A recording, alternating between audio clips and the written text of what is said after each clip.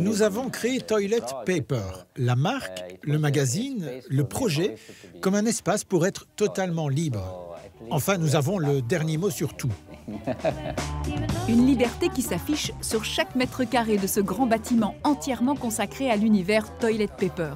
Le magazine, qui sort de presse seulement 2 fois par an, ne contient aucun texte, seulement des images au style loufoque qui deviennent une référence mondiale dans le monde super hype de la mode, de la pub et du graphisme. Toilet Paper a un style vraiment unique. C'est un mix entre l'imagerie rétro un peu années 70 et tout un imaginaire pop ultra moderne.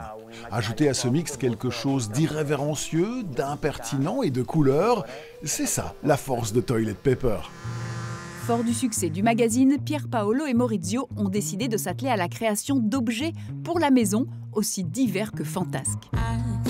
Ici, tout est sujet à la dérision et l'humour noir flirte parfois avec le macabre, comme en témoigne ce fauteuil pierre tombale. C'est très ironique, bien sûr. Au départ, c'était juste une idée, juste une proposition. Et puis on l'a aimé et on a décidé de réellement en faire une chaise. C'est très confortable.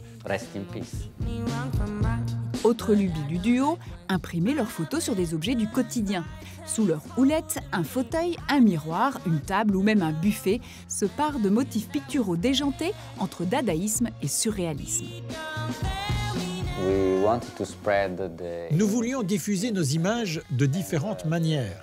Nous avons découvert que les appliquer sur des objets donne une autre dimension à l'image elle-même. La différence avec une image encadrée dans une galerie, c'est que nous pouvons être n'importe où et elle peut parler à n'importe qui. C'est la définition du pop. Chez Toilet Paper, les objets sont donc considérés comme un nouveau média. Ils empruntent les codes de la mode, de la publicité ou même du cinéma pour raconter un univers, écorchant au passage les icônes établies et les défenseurs du beau ou du bon goût. Un univers tout en impertinence qui ne se prive pourtant pas de suivre les tendances, comme celle du papier peint. Le papier peint est de nouveau très à la mode aujourd'hui. Dans le monde du design, nous savons que quelque chose qui est neuf aujourd'hui était ancien il y a encore peu de temps. La beauté de la chose, ce sont les vies multiples qu'un objet peut avoir.